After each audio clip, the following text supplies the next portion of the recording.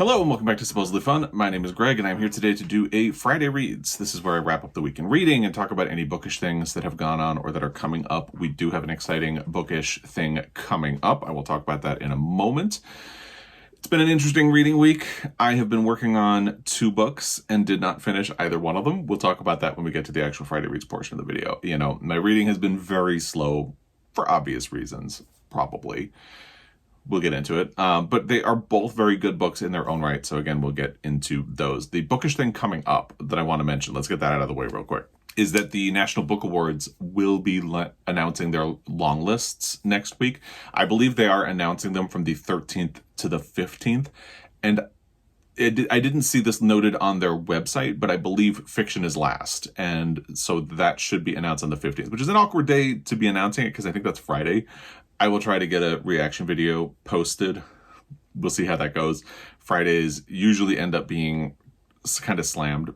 If I plan ahead appropriately, it should be easy enough to do, but we'll see how that goes. But anyway, that should be coming. I enjoy following the National Book Award. I'm not as excited about it as I am about, say, like the Pulitzer Prize, but I have followed it for a long time, actually longer than I have followed the Booker Prize or the Women's Prize. So it's definitely one that I always watch for every year.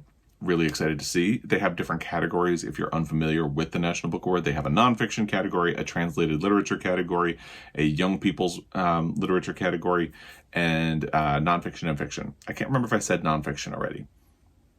Let's just go with it. But so that will be coming next week, and that will be exciting. And I will try to get a reaction video posted on the same day.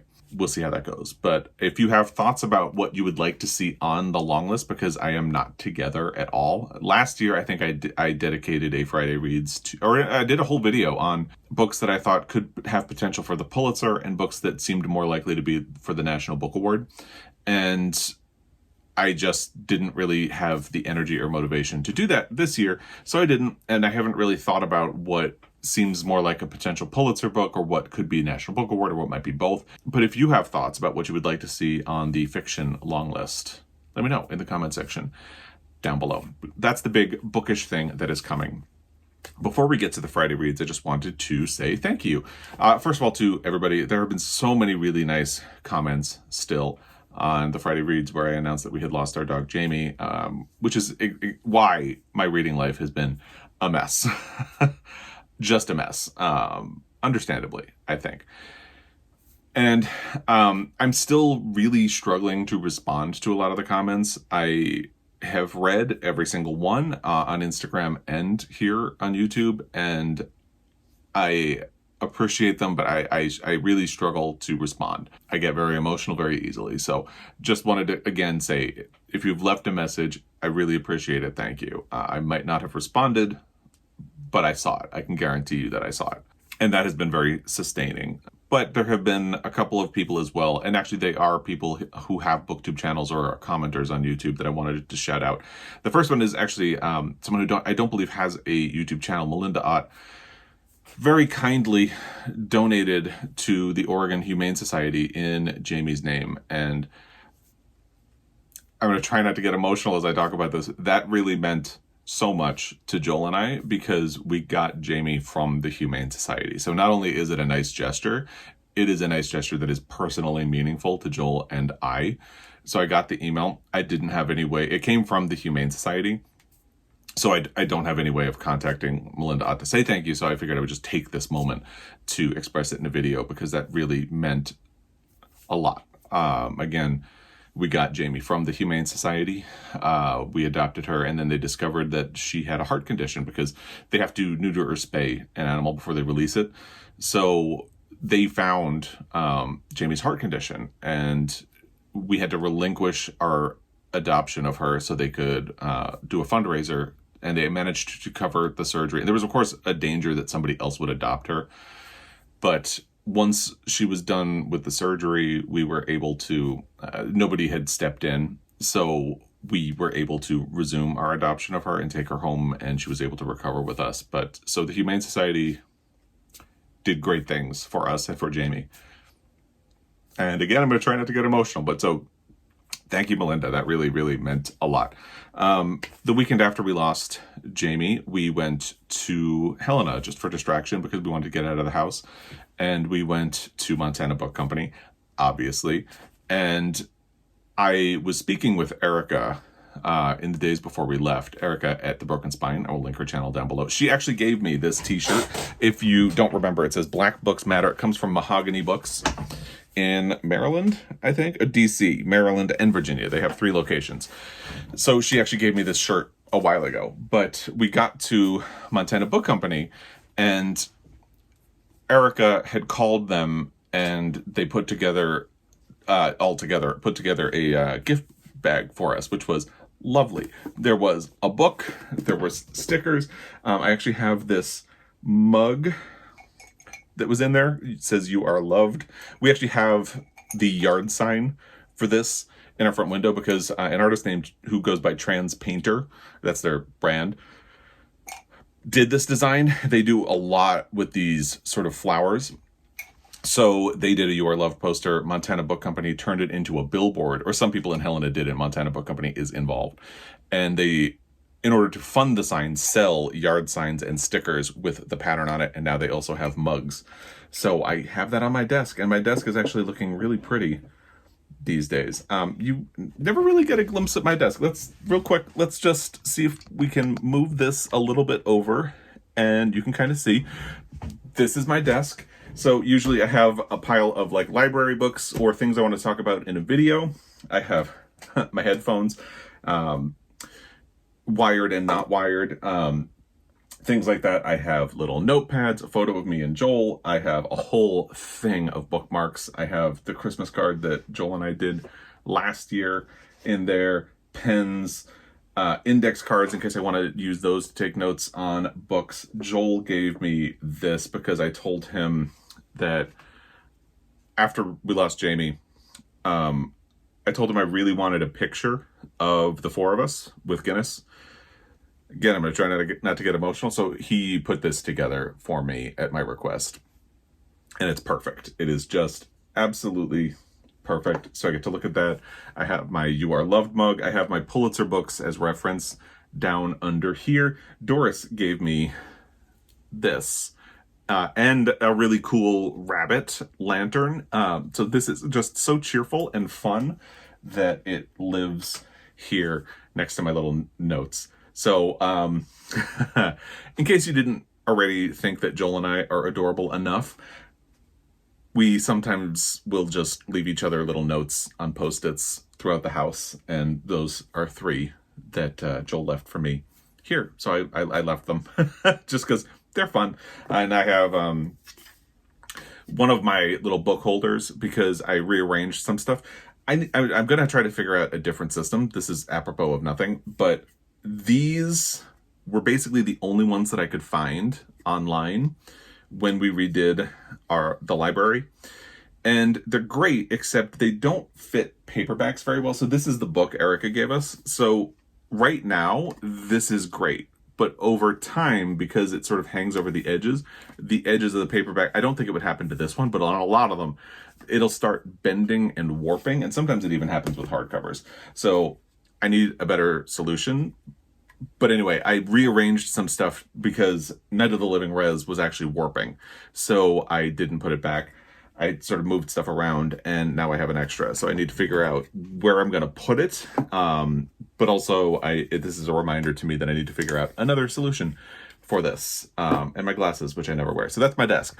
So you unexpectedly got a desk tour in this video, just because I wanted to show off some of the things that were in this gift bag that Erica had put together for us, which was, again, really kind. So thank you, Erica. I will tag her channel. By the way, since we're talking about things, I actually have not had a mouse pad for a really long time. And it's become a running joke between Joel and I because I use an old Calvin and Hobbes book. I actually still have the book, but it's behind my laptop. So let's see if I can get it without causing a whole big problem or production. I cannot. Wait. No. Hang on. If I just close the laptop a little bit. There we go. think things differently. So I used to use this as my mouse pad, and I love Calvin and Hobbes, but it is kind of damaging the cover to use it like this. So Joel said, well, I want to replace that for you. And I said, sure, go ahead. That's fine. I would let you. So he surprised me yesterday with this and, of course, cried. Pictures of us and Guinness and Jamie. And that is my new mouse pad. And I love it. So anyway, that's my desk tour. And then, well, since we're doing a desk tour, I also have a statue of like a tiny little Buddha thing just because Zen, and a little squirrel because it's a joke between my sister and I. She gave it to me. We used to be afraid of squirrels when we were kids, which of course made going to the playground tough. And then actually 3 books that my foster son gave me before he moved out. So anyway, that's an impromptu desk tour because I'm just a glutton for distraction these days, in case you can't tell. And because I'm getting older and yeah, I've had a back problem since my early 20s when I was in a car accident. I have one of those little roller balls that you roll under your feet because, yeah. And then water and coffee and my laptop, and that's it. So anyway, the point was gratitude, and I got completely sidetracked. And now that mug is permanently there. I need to read this book because it sounds really good. And hopefully my reading life is going to be getting back on track, and that will be happening. The other thing that was really nice and surprising this past week is that I got a card from Doris at Aldi Books, Heather at Soggy Expat Book Nerd, and Karen at Roving Reader. I will have all 3 of those channels down below. And the card was wonderful. The card also had, the envelope had a Toni Morrison stamp on it, which I have not seen and which I loved. And Karen, I believe, is the one who actually sent the card.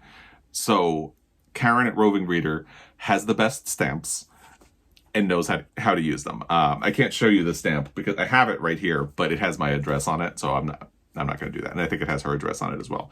And inside the card, again, I'm going to try not to cry, was this adorable little book with literary quotes about dogs and companionship and loss, and photos of Jamie that they got off of my Instagram page. And I believe Heather is the one who put this together, and it is just really beautiful. And I wanted to shout that out, and both of these channels, or all 3, because this was all at Doris's bequest. I mean, even they got a picture of Jamie with her, when she, after the radiation, as her hair was growing back in, she had a mustache. There's even a mustache quote, which is really cute. And again, I'm going to try not to get emotional. It ends with the last picture I ever took of Jamie. I'm not going to talk about that anymore because I will get emotional.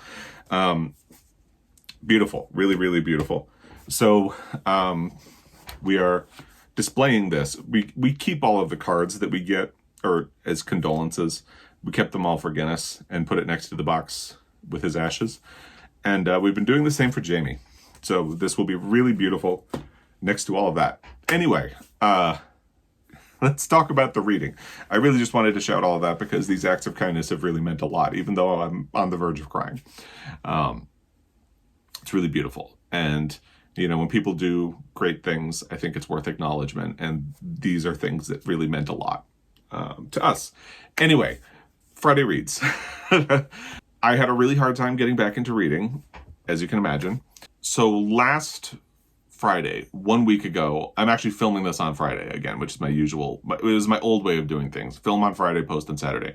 Then I switched to filming on Thursday because that gives me Friday to edit. And then Saturday is when it posts. But, you know, I was thinking about it yesterday and I hadn't finished anything. And I thought, in this very overly confident, as it turned out, burst of energy, thought, well, I only have 50 pages left in one of these books, so maybe I'll finish it if I film my Friday reads tomorrow. Also, I really didn't feel like filming it, and I wasn't sure I was going to do a Friday reads at all at that point.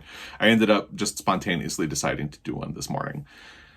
I'm a mood reader, and I guess I am also a person who, like, don't decide whether or not you're going to do something, just kind of wait and see how you're feeling. So today I decided to do it. But anyway, 1 week ago, I'm all over the place, in case you can't tell. I finally got a good night's sleep last night, which is a good thing. But yeah, that's been another thing that's been going on. 1 week ago, to the point, I was actually granted access to Jhumpa Lahiri's new book, Roman Stories. It's a story collection, which is coming out. I didn't look up the date. I did not look up the date because everything is a mess. Let me find out for you.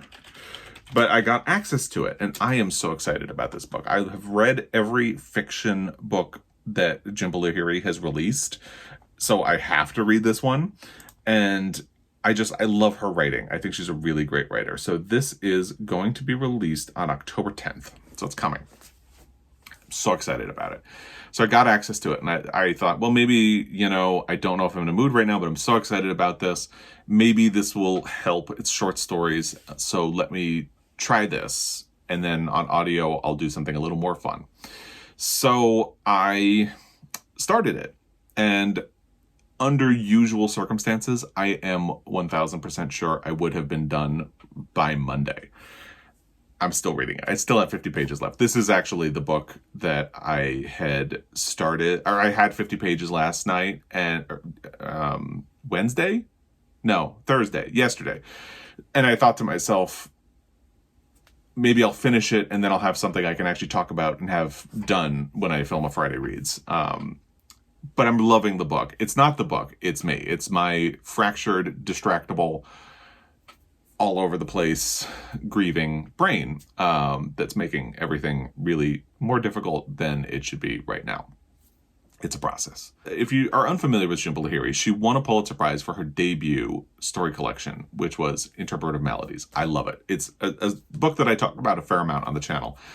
And then she wrote The Namesake, which was a novel. Then Unaccustomed Earth, which was a story collection that had stories and a novella in it. And then she wrote The Lowland, which I read and I remember liking, but I don't remember anything about the book, which is interesting. And Whereabouts is her most recent book, and it was a big departure for her. So over the last 10 years, she has actually been living in Italy and has become fascinated with the Italian language. So she wrote Whereabouts in Italian and then translated it into English, and that is how it was published. She did the same with Roman Stories, although she had help with the translation this time around from Todd Portnowitz. So she and Todd Portnowitz are credited as the translators of Roman Stories. These are stories about Rome and living in Rome or visiting Rome, and they are, I think, really fascinating because they are about the city, and there's a palpable love of the city. Its history, its people, the way of life, the way it's laid out, all of its little quirks and eccentricities, but it is also very critical of the more problematic aspects. Every story features someone who is unsettled in some way. That's sort of the through line.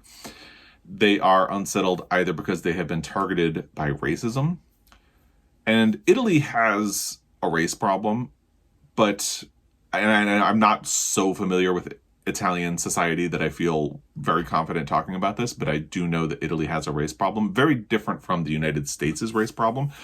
And it would be tempting to say, well, Italy didn't have slavery like we did. Italy had slavery just further back, and they don't have the complicated history that I know of as an outsider that we do because of the way the slave trade in the United States worked. And I guess how recent ours is as well compared to theirs. But like there was slavery and slave labor in Italy. So that is a thing that existed. But it comes out in different ways. And my mother, I hate using her as the example because she was born and raised in the United States, but she used to go back to Italy every year. And one thing that happened in the last few times she went is she saw a lot more Black and brown people in Italy and was kind of upset. And there are Italians who feel the same way. A lot of refugees have come there. There has been immigration, and it has caused a little bit of racial unrest. And I don't pretend to be an expert, but the stories in this reckon with the feeling of experiencing that in very interesting and profound ways.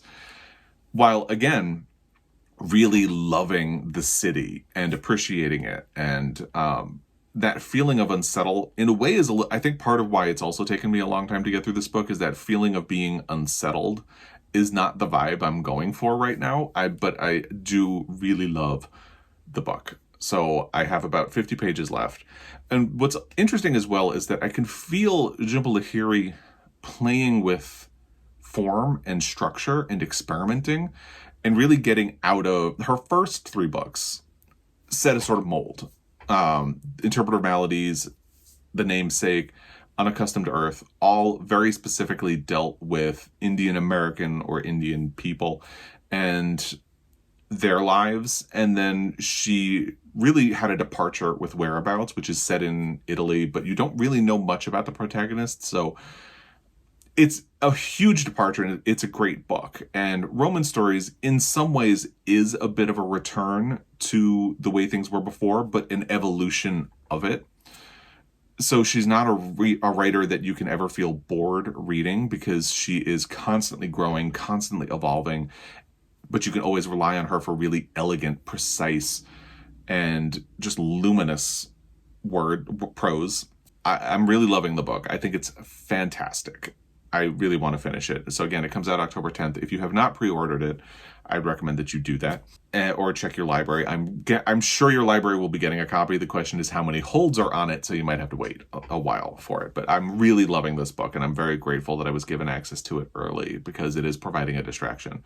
My problem is focus right now. I need to get focus back. I'm working on it. And actually, that kind of reminded me of another thing that I don't know that it will really impact the channel, but like student loan payments are coming back because Republicans in this country cratered the attempt to forgive them. So my student loan is going to be coming back in about a month. And basically, that's my disposable income. So book hauls are probably going to be getting smaller. But we'll have to wait and see. I don't want to make any predictions for what life is going to be like, but that is looming on the horizon, and it is definitely going to impact disposable income on this channel. So that's Roman Stories. I wanted to get an audio that was a little more less serious. And I had access to the new Anne Cleeves book, The Raging Storm. This is a Matthew Venn novel. I read the first 2 books in that series. This is the third. There's like a half that takes place between book 2 and book 3 that's like 30 minutes on audio. I don't count it. But if you want to count it, there are 3.5. So this is the third book in the series. And it has really perfectly distracted me. I listened to a good chunk of it yesterday. I think I'm about halfway through it. The downside, and I think this might be part of why I like Anne Cleeves books, is that they've, I could tell you who Matthew Venn is. I could tell you who his detectives are. I could tell you the murder in both of the books. I actually couldn't tell you who the bad guy is or anything else really about them. So they're almost disposable entertainments in a way, and disposable entertainment is kind of exactly what I need right now. So in this one, it's a bit of a departure in that Matthew Venn and his detectives, Jen Rafferty and Ross, I'm blanking on Ross's last name, but the murder happens in a community that's a little distance away, and there's a really big storm. So they are not at home. They're actually traveled and sort of holed up in a hotel while they are doing this investigation. This sort of famous travel guy comes into this town where he had lived and says he's there for a while, and goes into the pub every night and tells everyone that he's waiting to meet someone, but he's vague on details. And then he turns up murdered. So people are sort of assuming that whoever he was waiting for murdered him. Who knows if that's going to be true or not? I'm sure whatever it is, it's going to be a lot more complicated. But, and I admit, because I'm having a focus problem, sometimes I will listen to a chapter and kind of think, oh, I'm not sure I absorbed a lot of that, but I'm going to keep going. But it's sort of perfectly fitting the bill, and the narrator has a very soothing voice. So I don't feel like I'm doing this book justice, because I'm not the most attentive listener right now, but it's doing exactly what I needed to do. It's distracting me. It's entertaining me. It's giving me like respite and escape, and in a sort of, it's weird to call a murder mystery comforting, but Anne Cleeves' books are interesting. I really didn't like the earlier book of hers that I read earlier this year, but the Matthew Venn novels, they're very straightforward in a way. There's not a lot of pomp, not a lot of circumstance. And I kind of respond to that. And they're sort of in classic mystery form, which I also really respond to. So it's really doing what I need to do. What do I have coming up? So when I finish Roman Stories, I'm going to pivot to Rabbit Run by John Updike, hopefully this weekend. Because Danny, who's That Bookish Bear on Instagram, and I had said he wants to read John Updike. I have to read John Updike as part of my Pulitzer Prize project. And the way I have structured my project, I have to read the entire Rabbit series, because if a book has won a Pulitzer Prize and it's part of a series, I want to try to read the books that came before it in the series. If a prequel is published later, I don't have to. If a sequel is published after that, I don't have to. But John Updike won 2 Pulitzer Prizes, and both of them were for books in the Rabbit series, and his last one was for the final book in the Rabbit series, which means I'm technically supposed to read the whole series, and I've been putting it off. But Danny has been wanting to read John Updike as well. And we kind of said, all right, well, we're both a little nervous about whether or not we're going to like them, so let's just do it together. And we had kind of pointed toward September. He just lost a cat as well, so we're going to see how this goes. I think it'll be a good distraction, but this is kind of what I'm planning to do next. We're just going to see. And then I really do want to read this book that Erica gave me. I'll talk about this more in my book haul for the month, because it sounds really interesting and light, and I need all of that. So maybe if Updike proves to be difficult, I might either do this on the side or make it my next book. And I haven't decided what my audio after the new Anne Cleeves is going to be. We'll see. I'm just going to pick it when I finish it and go from there, because that sense of distraction and escape is kind of what I'm looking for there. So this ended up being a much longer Friday Reads than I had anticipated that it would be. I'm sorry, it was disorganized, distracted, kind of all over the place. It's a process, and people have been very understanding. So thank you for that as well. And again, I might not have responded to your comment if you left one about Jamie, but I did see it and I appreciate it. And as always, I appreciate your time. You know, I don't know. I don't think things will be sort of back to normal next week, but we'll see. We will just see. I want to keep posting because the distraction is also very necessary for me, but motivation is a little hard right now. So we'll get back to normal eventually. It's just going to take time.